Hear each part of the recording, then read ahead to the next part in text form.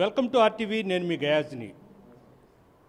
ఆంధ్రప్రదేశ్లో ప్రత్యేక హోదా తదితర అంశాల మీద, అదేవిధంగా ప్రజా సమస్యలను పరిష్కరించాలంటూ రాపూర్ నుంచి శ్రీకాకుళం వరకు ప్రజా యాత్ర చేపట్టడం జరిగింది. ప్రస్తుతం మనతో మాట్లాడేందుకు అరుణోదయ సాంస్కృతిక సమాఖ్య అధ్యక్షురాలు విమలక్క మనతో ఉన్నారు. ఆమెతో మాట్లాడదు. చెప్పండి అక్క, అసలు ఈ యాత్ర యొక్క ముఖ్య ఉద్దేశం ఏంటి? అంటే రాష్ట్ర విభజన జరిగిన తర్వాత స్పెషల్ స్టేటస్ అని చెప్పేసి ఆనాడు ఒక హామీ ఇవ్వబడింది. ఆ హామీని ఇప్పటి వరకు అమలు చేసినటువంటి దాఖలాలు లేవు. ఆ విషయం అసలు ఎప్పుడో పక్కకు పోయింది. ఎవరు ప్రశ్నించినా ఆ ప్రశ్న వరకే మిగిలింది తప్ప దానికి సమాధానం ఇంతవరకు లేదు.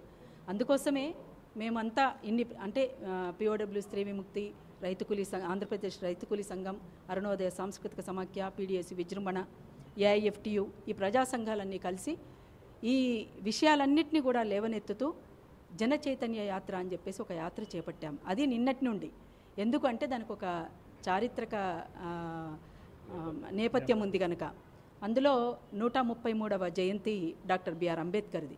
ఆయన చెప్పినటువంటిది అంటే ఒక స్వేచ్ఛగా, గౌరవంగా, తల ఎత్తుకుని బతికే విధంగా ఉండాల్సినటువంటి అవసరం ఉంది. ప్రజలందరూ కూడా ఆ దిశగా ఆలోచించాలి, అట్లా ఉండాలి, ప్రజలందరికీ అది దక్కాలి అనేటువంటి ఉద్దేశంతో ఆనాడే ఆయన మహానుభావుడు ఆ మాట చెప్పడం జరిగింది.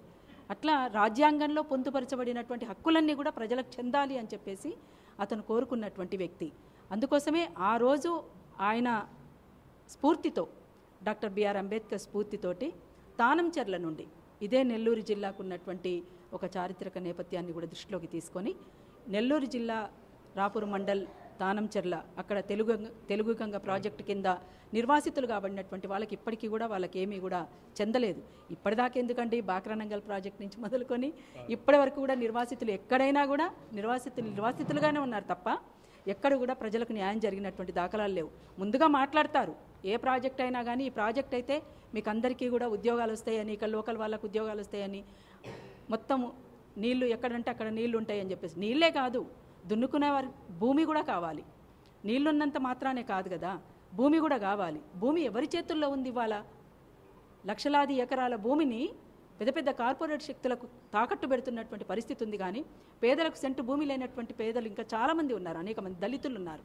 అందుకని వాళ్లకు ఈ భూమి ప్రభుత్వానికి సంబంధించినటువంటి భూములు అయితేనేమి, అసైన్డ్ భూములు అయితేనేమి, ఇంకా దేవాదాయ భూములు అయితేనేమి, అనేక రకాల చుక్కల భూములు అయితేనేమి, అనేక రకాల భూములు ఉన్నాయి ఇక్కడ. ఆ భూములన్నీ కూడా పంచితే నిజంగా సస్యశ్యామలం అవుతుంది. అట్లా ఈ ప్రాజెక్టులు ఎన్ని వచ్చినాయి అనేటువంటిది ముఖ్యం కాదు, ప్రాజెక్టుల వల్ల ఎంతమందికి లాభం చేకూరుతుంది అనేటువంటిది చాలా ఇంపార్టెంట్. ఇక్కడ కేవలం ఎన్నికల సమయంలోనే మీరు ఈ యాత్ర ఎందుకు పెట్టాల్సి వచ్చింది? అంటే ఎన్నికల సమయంలో ప్రజల ఎజెండాని అమలు చేయాలి అనేటువంటి ఉద్దేశంతో మేము ఈ యాత్ర చేపట్టడం అనేటువంటిది జరిగింది. ఇంతకుముందే మీకు చెప్పాము. అంటే ఏప్రిల్ 14 అంబేద్కర్ జయంతి నుండి, అదేవిధంగా కామ్రేడ్ జార్జ్ రెడ్డి వర్ధంతి కూడా నిన్ననే, అట్లా అక్కడి నుంచి మొదలుకొని బొడ్డపాడు శ్రీకాకుళం వరకు ఆ రోజు మే 5వ తేదీన మార్క్స్ మహోపాధ్యాయుడి జయంతి కూడా. అందులో బొడ్డపాడుకున్నటువంటి చరిత్ర గురించి కూడా ఇవాళ అందరికీ తెలుసు. శ్రీకాకుళోద్యమ చరిత్ర చాలా గొప్ప చరిత్ర, ఎంతోమంది అమరుల రక్తం ఓడినటువంటి చరిత్ర. వాళ్ళందరి స్ఫూర్తి ప్రజలకు చెందాల్సినటువంటి అవసరం ఉంది, ప్రజల్ని చైతన్యవంతం చేయాల్సినటువంటి అవసరం ఉందని భావిస్తూ, అందుకోసం అంటే ఇవాళ ఇచ్చినటువంటి హామీలే మేము అడుగుతున్నది కూడా, ఇచ్చినటువంటి హామీల్ని నెరవేర్చండి. ఇవాళ మీ గెలుపా ఇంకొకరి గెలుపా కాదు ఇవాళ ముఖ్యమైనటువంటిది, ప్రజల్ని గెలిపించడం అనేటిది ముఖ్యం కావాలి. ఇక్కడ అనేక రకాలుగా ఇప్పుడు ఫార్మా హబ్బులకు తాకట్టు పెడుతున్నారు, అణు విద్యుత్ ప్రాజెక్టు ముందుకు వస్తుంది. అదేవిధంగా విశాఖ ఉక్కు గురించి గాలికి ఎగిరిపోయింది, మొత్తం కూడా ప్రైవేటీకరణ అంటున్నారు. ఇంతకుముందు చెప్పినట్లుగానే ఎంతమంది త్యాగం ఉంది అందులో, ఎంతోమంది ఆ భూమి ఇచ్చినటువంటి వాళ్ళు ఉన్నారు. ఆ భూమి ఇచ్చినటువంటి వాళ్ళకి ఇప్పటికీ కూడా ఏమి చెందినటువంటి పరిస్థితి లేదు. అందుకనే వాళ్ళు దీక్ష చేపట్టినప్పుడు కూడా ఈ ప్రజా సంఘాలన్నీ కూడా అందులో భాగం పంచుకున్నాయి. అందుకోసమే ఇవాళ ప్రజల ఎజెండాని పక్కన పెట్టి కేవలం మీరు మద్యాన్ని ఏరులై పారిస్తూ, డబ్బుని ఎదజల్లుతూ, ఎక్కడికక్కడ మీరంతా మీ గెలుపు కోసం, గెలుపు ఓటముల గురించి ఆలోచిస్తారు తప్ప ప్రజల సమస్యలు ఏమున్నాయి, ఆ ప్రజల సమస్యల్ని ఎట్లా నెరవేరుద్దామనేటువంటి ఆలోచన ఎక్కడా లేదు. అందుకోసమే ఈ రకమైనటువంటి జన చైతన్య యాత్ర మేము తీసుకోవడం జరిగింది. తెలుసుకున్నాం. సమస్యల మీద గళం విప్పిన వాళ్ళకు ఎన్ఐఏ, నేషనల్ ఇన్వెస్టిగేషన్ ఏజెన్సీ విపరీతంగా దాడులు చేస్తున్నారు. నెల్లూరులో కూడా ఇటీవల కాలంలో పలువురు ఇళ్ల మీద కూడా దాడులు చేయడం జరిగింది. అది కేవలము ప్రధాని మోదీ జేబులో ఉన్న సంస్థ అని పదే పదే మీరే ఇది చేస్తారు. ఏంటి అసలు ఈ సంస్థ యొక్క ఏమంటారు మీరు? అంటే వాస్తవంగా ప్రజా ప్రతిపక్షం ఎక్కడైనా ఉండాలి. ప్రజా ప్రతిపక్షం అనేటువంటిది ఎక్కడైనా ఉండాలి. ప్రజా ప్రతిపక్షం అనేది ఉంటేనే పాలకపక్షం వాళ్ళ తప్పొప్పుల్ని ఎంచడానికి అవకాశం ఉంటుంది, వాళ్ళ తప్పుల్ని కూడా సరిదిద్దుకునేటువంటి అవకాశం ఉంటుంది.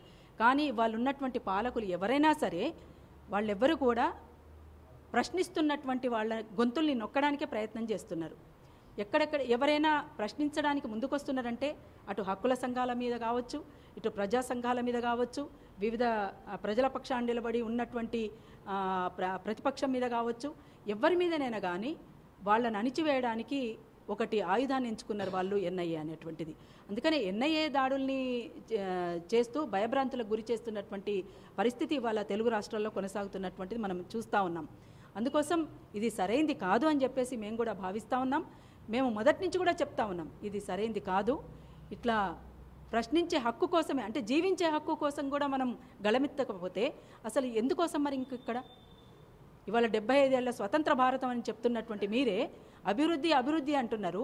మొత్తంగా కూడా విధ్వంసకర నమూనాను ముందుకు తీసుకొస్తూ అభివృద్ధి అని చెప్తే దాన్ని ఎట్లా చూడాలి? మేమంతా కూడా మేము ఎట్లా ఊరుకుంటాము? ప్రజల పక్షాన్ని నిలబడి మాట్లాడుతున్నటువంటి వాళ్ళం కదా.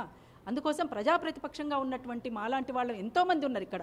హక్కుల సంఘాల వాళ్ళు ఉన్నారు, ప్రజా సంఘాల వాళ్ళు ఉన్నారు, మహిళా సంఘాలు ఉన్నారు, అనేక రకాల సంఘాలు పనిచేస్తున్నాయి ఇక్కడే తెలుగు రాష్ట్రాల్లోగా దేశవ్యాప్తంగా కూడా.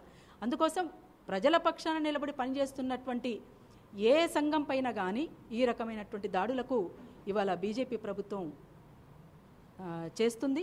అది సరైంది కాదు అని చెప్పేసి మేము తెలియజేయదలుచుకున్నాం. అంటే మీరు డిస్టిక్ వైడ్గా మొత్తం విలేజెస్ మొత్తం తిరుగుతున్నారు. ఎలా శ్రీకాకుళం వరకు మీ ప్రయాణం ఎలా ఉంటుంది? ఈ చైతన్య మొత్తం ఒక రూట్ మ్యాప్ ఉందండి. ఇక్కడ నుంచి మీకు అందజేస్తాం, రూట్ మ్యాప్ మొత్తం కూడా అందజేస్తాం. 21 రోజుల జనచైతన్య యాత్ర ఇది.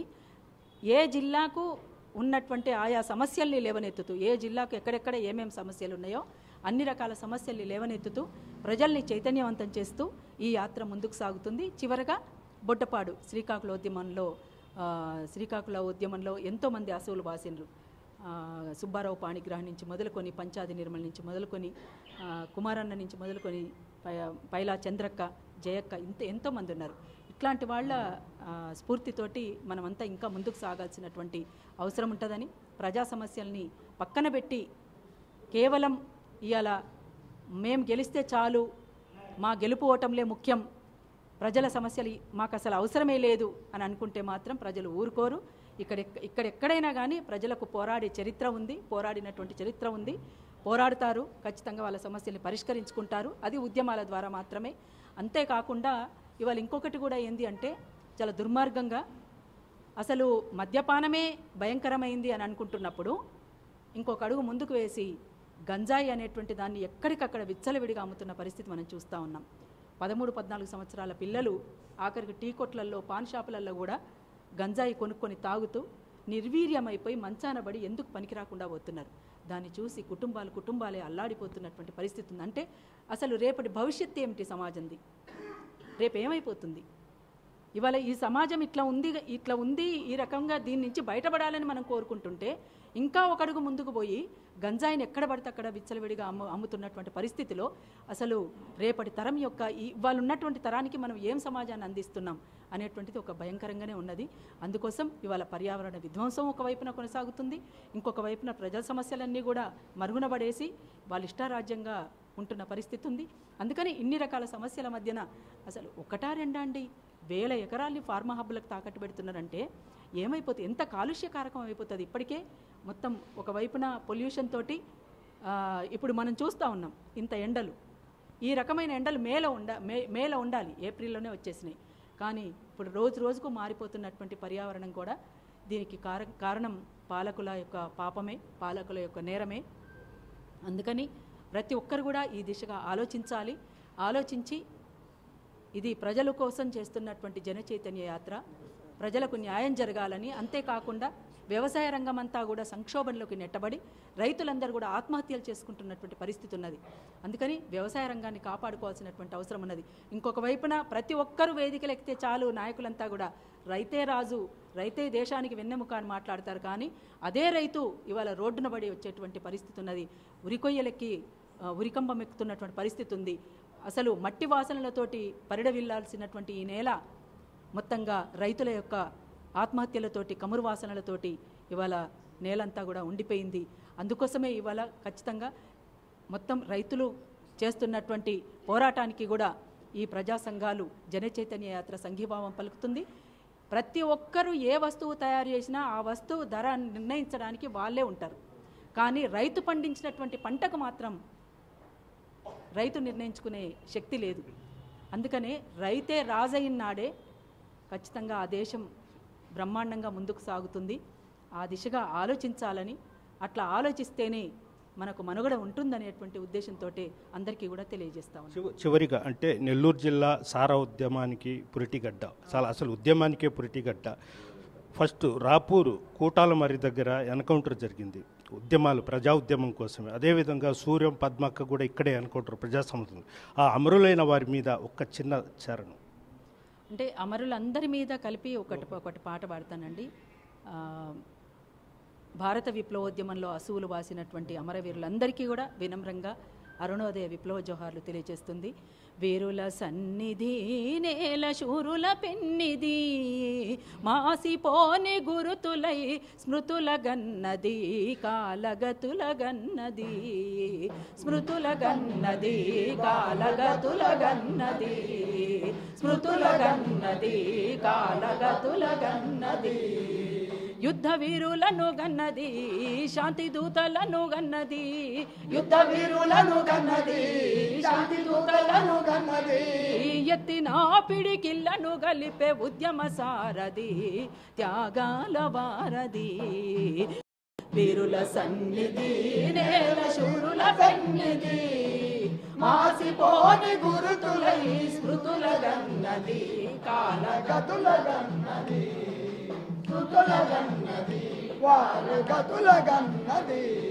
ఇది విప్లవాల యుగమన్నది, విప్లవిస్తే జయమంటున్నది. ఇది విప్లవాల యుగమన్నది, విప్లవిస్తే జయమంటున్నది. ఈ విశ్వ శ్రామికుల శోకాన్నంతా పంచుకుంటుంది, తానెంచుకుంటుంది. వీరుల సన్నిధి నేల శూరుల పెన్నిది, మాసిపోని గురుతులై శృతుల గన్నది, కాలగతుల గన్నది, శృతుల గన్నది, కాలగతుల గన్నది. ఇది సమత కలలు గంటున్నది, సంగ్రామం ఎంచుకుంటున్నది. ఇది సమత కలలు గంటున్నది, సంగ్రామం ఎంచుకుంటున్నది. ఈ మట్టిలో త్యాగ పరిమళం విరబూసి నవ్వింది, ఎర్రమల్లెల ఎంది.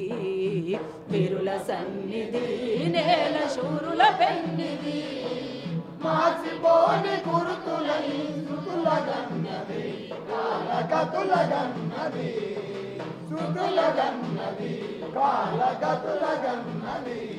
ఈ నేల తెగువను గన్నది, పోరాట కాంతులీనుతున్నది. ఈ నేల తెగువను గన్నది, పోరాట కాంతులీనుతున్నది. ఈ నేల తెగువను గన్నది, పోరాట కాంతులీనుతున్నది.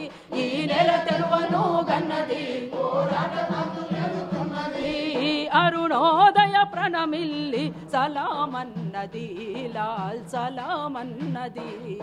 సలామో లాల్ సలామో, సలామో లాల్ సలామో.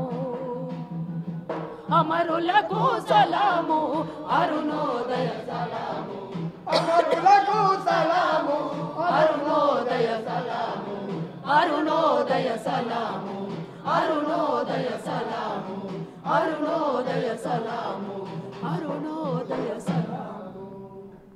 ఇది పరిస్థితి. వీడియో జర్నలిస్ట్ ప్రదీప్తో గయాజ్, RTV నెల్లూరు నుంచి. మరిన్ని వీడియోస్ కోసం ఛానల్ ని సబ్స్క్రైబ్ చేయండి, లేటెస్ట్ అప్డేట్స్ కోసం వాట్సాప్ ఛానల్ ని ఫాలో చేయండి, అండ్ లింక్ డిస్క్రిప్షన్ లో ఉంది.